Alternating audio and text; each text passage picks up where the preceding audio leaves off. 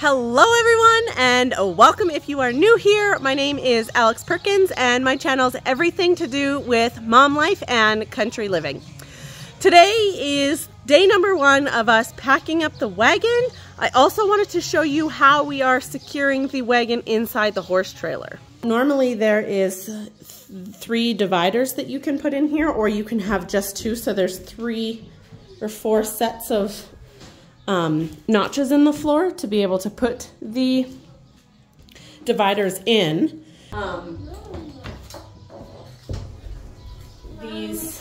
Chris built these anchors, and how this is essentially going to work is it fits in the notches in the floor, and the L shape will keep it from coming out. So it'll just go in like this, and then you turn it that way, and that will secure that. And then these will go around the wheels, or the axle, sorry, and then it'll clip back. And then we have these straps that'll clip onto around the axle like that. So we have a set in the front and a set for the back. This will be the back of the wagon. Actually no, this will be the front of the wagon, and the back of the wagon will be here, so that we can just roll it on out of the trailer. So that's how that's gonna work. And then the horses will go up there. So our first trip is just going to be us, and so I think we're just gonna take the bigs. So we'll take Mark and Havana, and then my mom is supposed to be coming with us for our second trip. So then Twilight will fit in this area here. Like Mark and Havana will be behind that wall, and then Twilight will be in here next to the wagon, but the wagon will be secured and there's lots of space for her. So that's how that's gonna work. And then as you can see here, we have a winch so that we can actually just winch the wagon in here. It's very heavy to try and get into the trailer when you're just pushing it. So Chris built a little mount for the winch there, and it sits in that notch that's in the floor, and then it pulls the wagon right in. This is our mountain wagon, and we have a couple things just sort of set in it for now. The second wood stove needs to come out because we only need one. We're only bringing one tent. Take you guys up to the front here to see. So we built quite a wide front. Like, we planned to cut it down a little bit, but we made it so wide because of the kids. Car seat fit really good here when the kids were in their bucket seats still. So that's why we made that so big. And then we just added this backrest on a couple days ago, or a week ago maybe. Because before we just had this little piece. Because we also had, we called it the kids' shelf, but it was like a wood shelf that went from here to about there.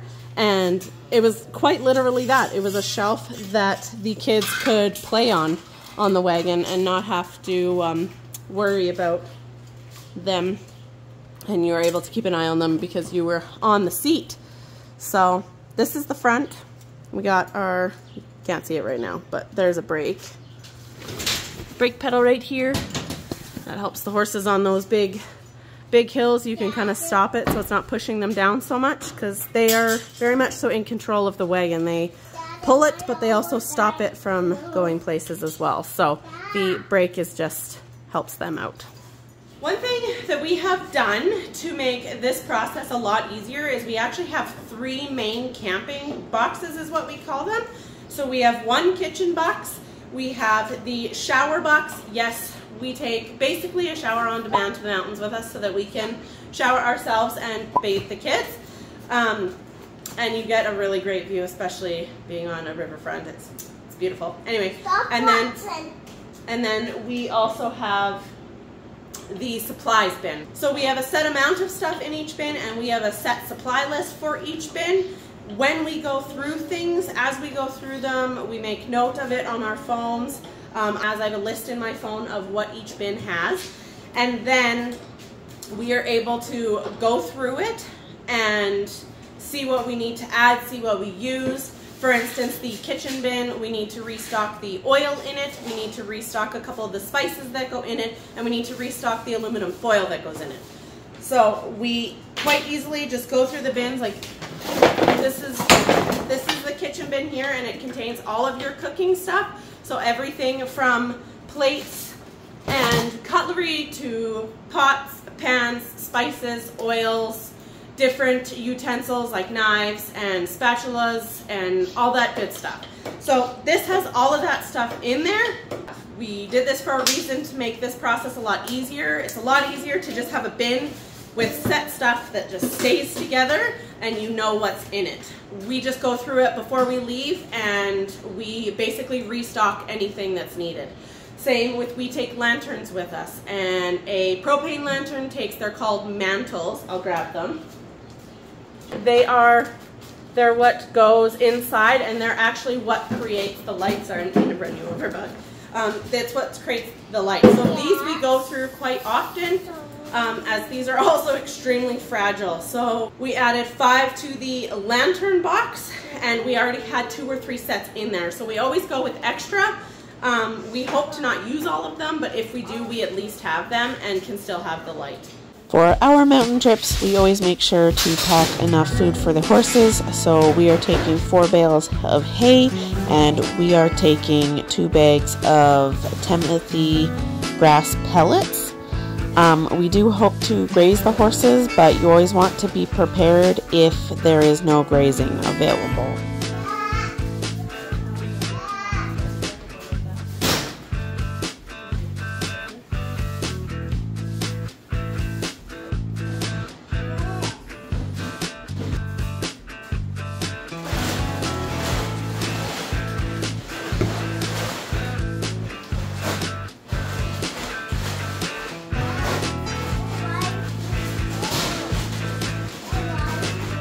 The black can that Chris just put down almost looks like a jerry can, but it's actually not. It is a Lifesaver water filtering can, and it's got this crazy filter in it that filters out the smallest of bacteria.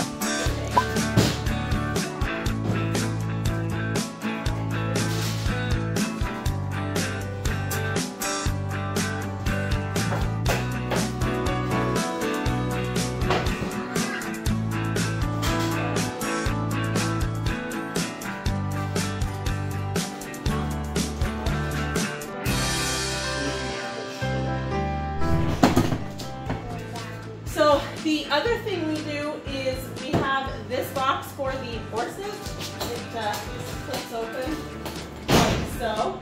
And we have everything from their brushes and fly spray to we have some medicine if something were to happen. That way everybody stays all good. We have some medicine in there just in case something happened. We also have things like vet wrap if one were to get hurt. We have stuff for wounds and whatnot. You know, we also take a first aid kit for ourselves, so it only makes sense to kind of take one for the horses as well.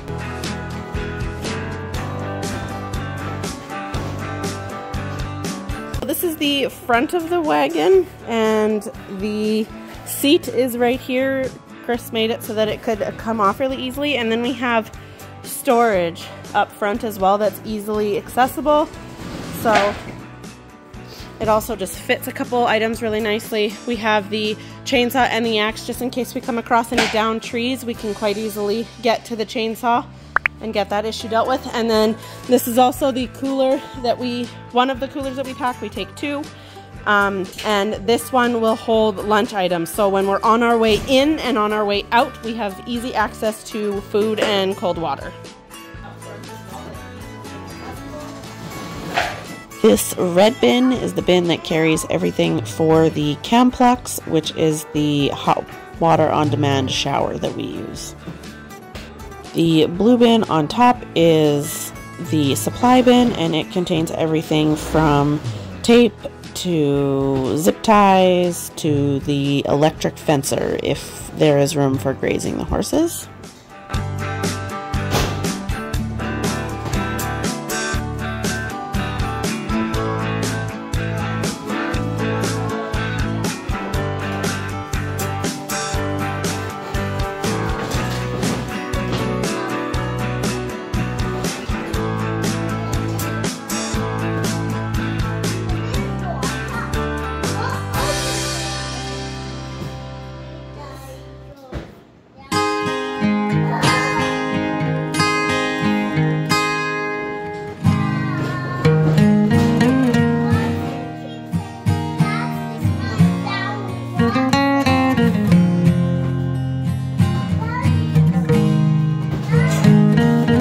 These are our camp cots, which are what we sleep on.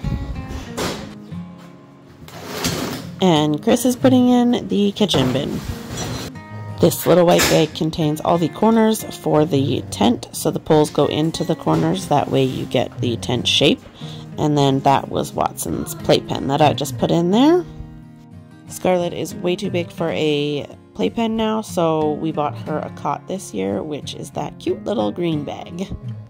This big rope is what we use for the high line, so it's a rope that you string between two trees and then you tie knots in them or loops, and then you are able to tie the horses to it, and it gives them a little bit more mobility but still being secured.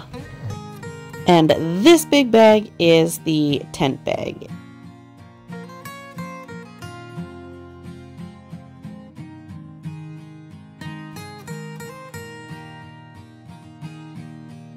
Time for our sleeping bags and our chairs. Packing the wagon is a little bit like playing Tetris. Yes, certain things go in certain places because we bring the same things every time, but certain things change as the kids grow older. We no longer need 2 playpens, and their chairs are a little bit different now. They don't need high chairs anymore. So it's just a matter of trying to figure out what fits best where. And yes, that is my big bougie lawn chair. Some of you might be thinking, why are you packing horse blankets when it is the middle of summer? But in the mountains, it is not rare that it drops down a decent bit, and the horses only have their summer fur on. So if it does get cold, they don't need to waste the calories trying to keep themselves warm, so we blanket them at nighttime.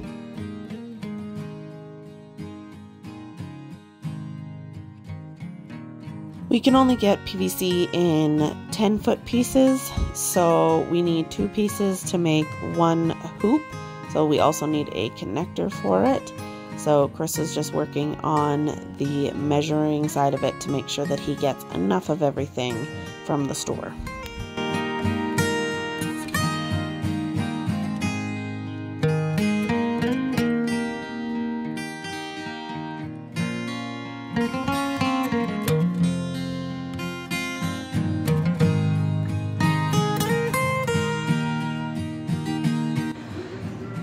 Okay, so most of everything is packed in here. There are a couple last minute things that'll need to be put in. Our big white cooler will go there, but for the most part, everything is in there. So that's kind of what it looks like. I'll give you a view from the other side as well. We also have all of the tent poles, the actual wagon pole, because it's way too long to transit with the pole on it. We have the electric wire fencers. We have a poop scoop, a broom, pickaxe we have as well. Have the poles for the parachute. So the parachute, you guys will see once we're out there, gets set up above the fire, and it helps keep the heat in and the rain off of you if it does decide to rain. But I think the weather's looking all right for when we're there, thankfully. This is what it's looking like from up top.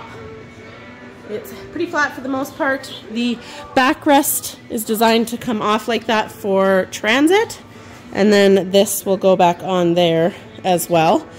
And then we are possibly going to be putting a different hoop setup over top to give us some shade. So if we do that, you guys will see that as well. This is what it looks like with the new hoop setup on.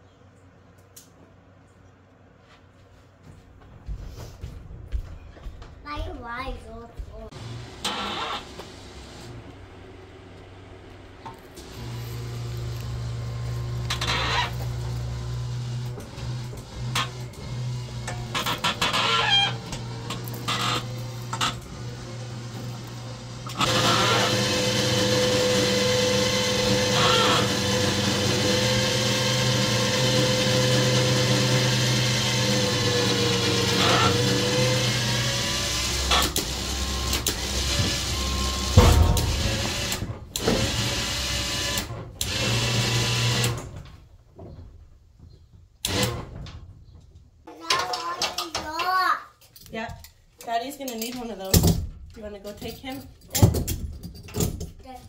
Yeah. No, the other two are gonna go up here. So Mommy needs the other two. Okay. You take that one, Daddy. Okay.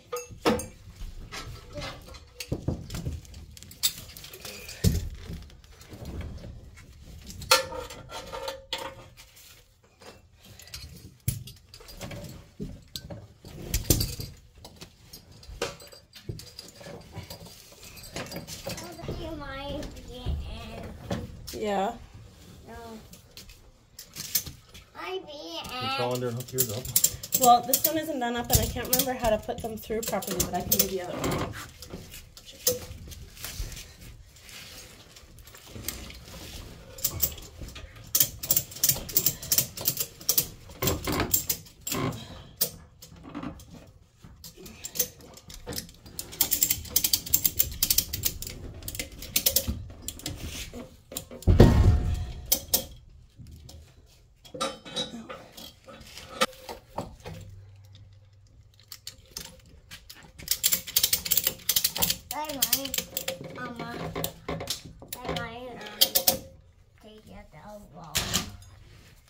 So it is all loaded up. We load the front to the back of the trailer so that we can pull it out, and then you can actually steer with the front left and right to get it in there straight.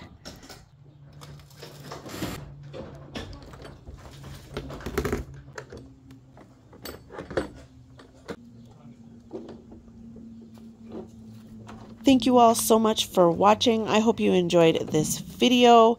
Don't forget to hit that subscribe button, especially if you look forward to seeing us on our mountain trips this year. I will be documenting that, so hit that subscribe button, and we'll see you guys in the next one. Bye, guys!